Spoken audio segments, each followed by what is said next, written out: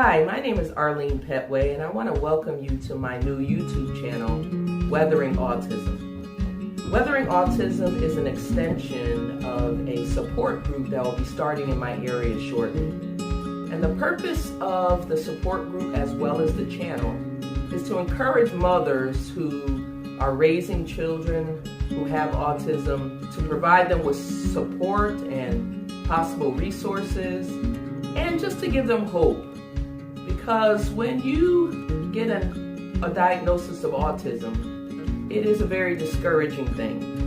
And so I would like to take some time to share my story here on this channel for my first episode, just to let you know what qualifies me to be an encouragement to other women and other mothers about autism. Stay tuned, I'll be right back.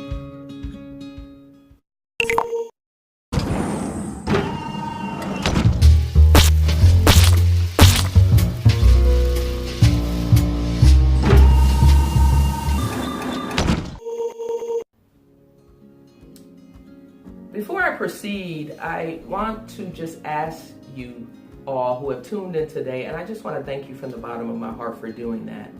But to ask you all today, if you will but subscribe to my channel, you guys know how to do it, just click the subscribe button. And you'll be getting updates as to when I post new videos. And as I said before, hopefully there'll be a lot of resources that I'll be able to provide that will help mothers and fathers too.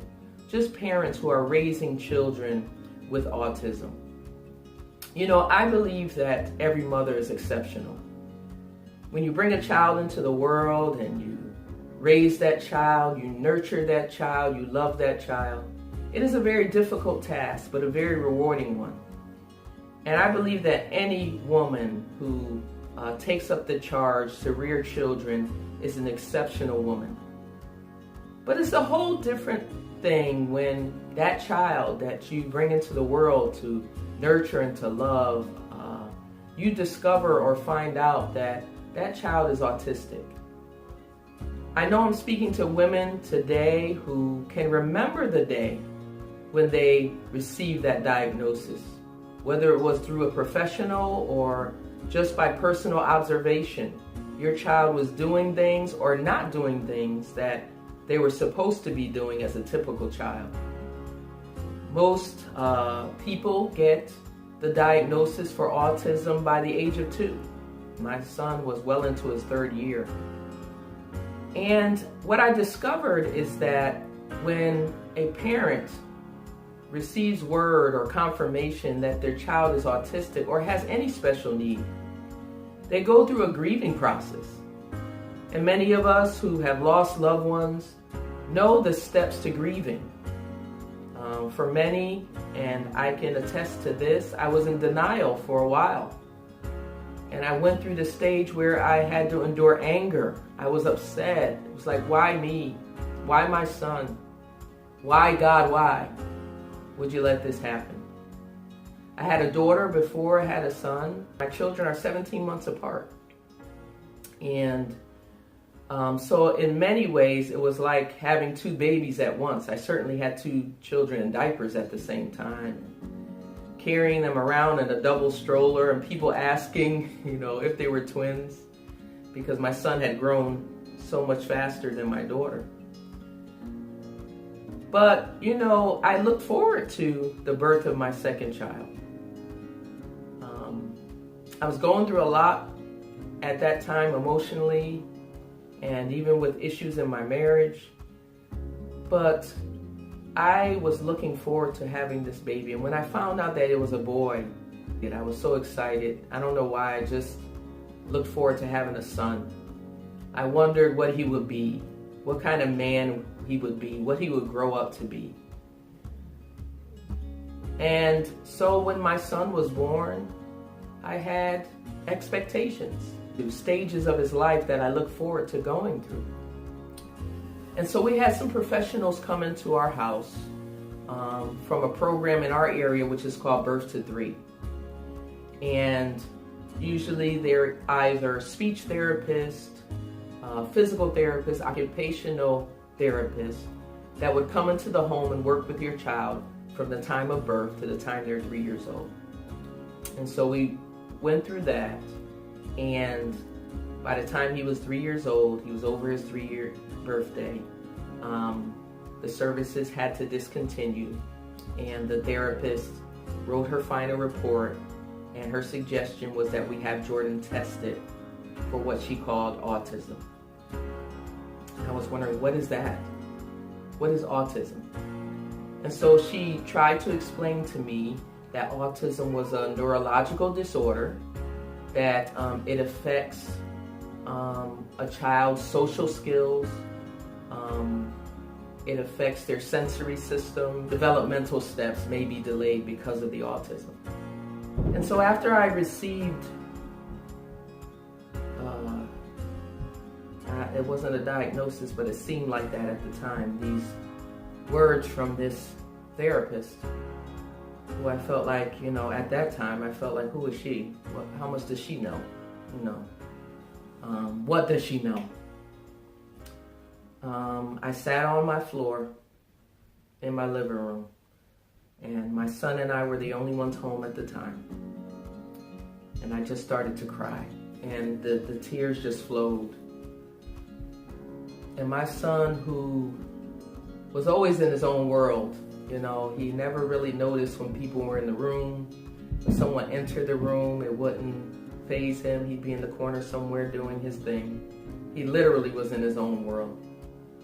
He stopped what he was doing, and I think he was playing with blocks at that time. And he came over, and I'm sitting on the floor, my legs are extended, and he climbs up on my lap. And I wear my glasses everywhere, but I pulled my glasses off because I was just crying profusely. And he took his hands, and he did like this to my face, and he wiped my tears away. And my son, who had very few words, said, "No cry, no cry," and walked away and went back in the corner and started playing with his blocks. At that point, I thought I was really crying, but I really lost it when he did that. But I felt like it was something that God was doing for me, to let me know that even though this is going to be difficult, it's hard to hear these things, you're going to make it. You're going to be okay. You're going to get through this. You are going to weather even this storm of autism. One of the things that she said was that you need an official diagnosis. And we tried to set up something with a very high profile college that has a hospital associated here in our area. But it was like a 2 to 3 year wait to go and get an evaluation from those specialists. It was like insane, the waiting list. But one of the things that someone told me was that you can take your son to a neurologist that specializes in autism. And so there was a recommendation given. In fact, this doctor was among the best in the country, because it's weird, but very few, it's a neurological disorder, but from my understanding at that time, very few neurologists actually specialized in autism. And so I believe the wait for her was 6 months. So we waited out the 6 months. We went to the appointment, and the first thing she checked was his brain function.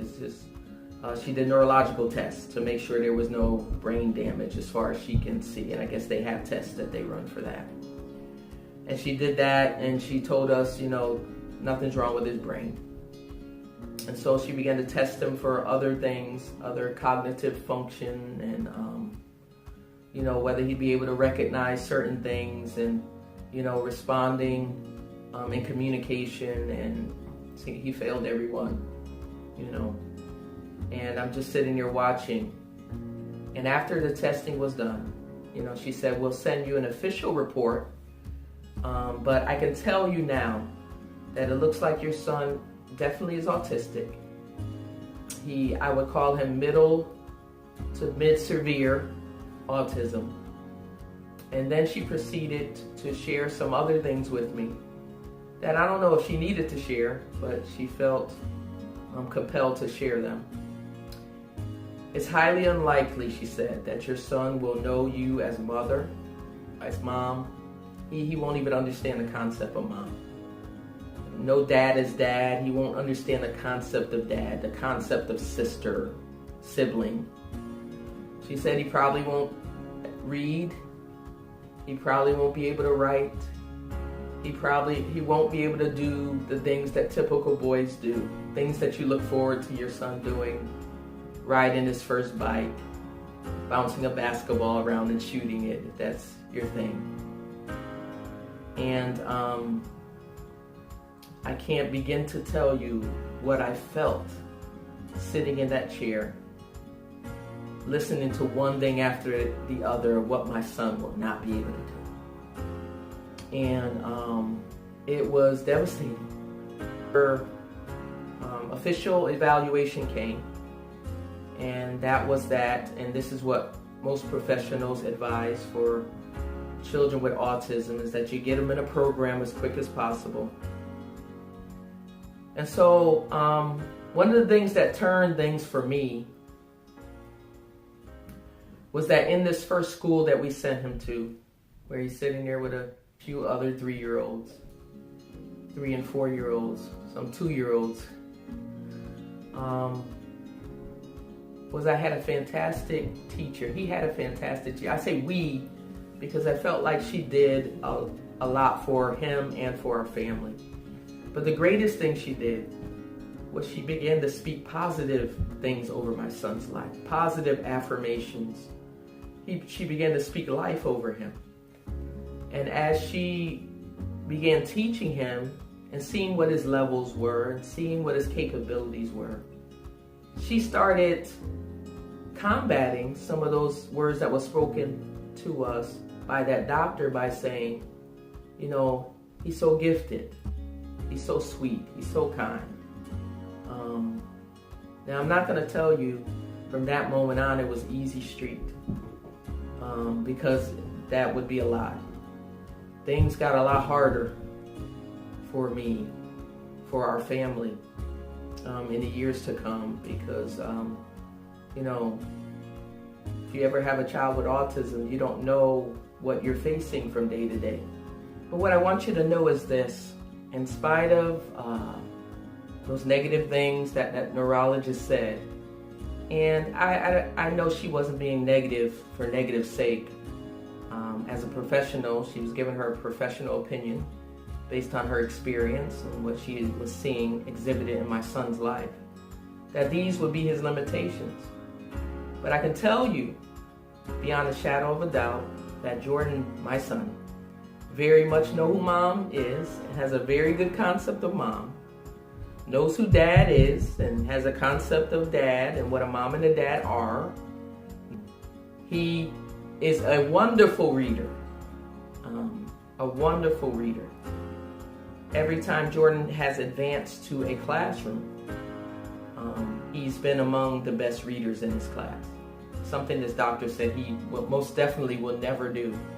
He won't be able to recognize words. Not only does my son recognize words, educators thought that, well, at least we can teach him some sight words. My son pronounces words. He sounds words out. He doesn't like reading too much, but he's a good reader. And just recently, he went with his teacher, and I'm representing his school here, CES. They have this 5K every year to raise money for special education in their programs. Love the school. But he went with his teacher to a pre-K class, and he goes in as their special reader for the day. And she says not only did he read well, but he read like a teacher. He had the book held so that the students could see it, and he's reading, and I'm so proud of him. That's something that the professionals never thought he'd be able to do. He writes his name, he makes lists, he loves making lists, and I have to say he gets that from his mother, because I love making lists. I have to keep my head straight and remember stuff. I'm constantly making lists. But when I go down that laundry list of things that the doctor said he would never be able to do, I can gladly say that many of those things have been crossed out. There's many things in my mind that I thought my son would never be able to do. And there are things that my son probably will never be able to do. That a typical young man would be able to do. But I can tell you that my son is exceptional. And he has many gifts. But I determined that I'm not going to let autism define him. He's a child that happens to have autism. I like to look at it that way. We can think about he's an autistic child, and yes, there's truth to that, of course. But I like to look at my son as a child who happens to have autism. And so my hope is that, again, through this channel, I can be an encouragement to someone. I can provide some resources, because, you know, when my son was younger, there are many things, again, I didn't know anything about autism. And I wasn't aware that there were so many resources out there for families who have children who happen to have autism. And many of you may have resources that you'd like to share. And I'd like to encourage you to do that. Down below, there'll be an area for you to leave your comments, to leave your feedback. Maybe there's something you'd like to share. I'd be glad to share that and, of course, give you credit for that. My desire is that this will be an interactive channel and that it'll be a blessing to someone. And most of all, that it'll bring hope. I can remember a time where I had no hope. And I know I'm speaking to women out there who are raising your autistic child alone. One of the things people don't realize is that when a child with special needs comes into a home, it puts a lot of strain on a marriage. And many marriages have dissolved and have failed because of the burden and the pressure of raising a child with special needs, and that includes children with autism. And so if you're out there and you're raising a child alone, there's very few people that understand the burden that entails, the burden that you carry. But I want to let you know I understand. I do know what that's like. And I want to tell you that you can make it. That there's hope for you. If there's hope for me and I'm no one special, there's hope for you. You can get through this. For me, my faith in God carried me through and has been carrying me through, because I'm not done with my journey. All this way that my faith in God has carried me through. And I understand that that may not be your reality. Especially depending on, you know, how you found out about your child's diagnosis and whether your child is violent or nonverbal. I understand that that's something that people would hold against God and wonder why things have to be this way. But I just want to encourage you that something that someone told me and has been told to me over and over again, what doesn't kill you makes you stronger. And this thing that you're going through that's difficult and hard, it's a storm. But you can weather the storm and you can come out better. You can come out stronger. And so again, please leave comments below. Please stop and subscribe. And I look forward to meeting with you again next time. And thank you. And I'll see you again. God bless.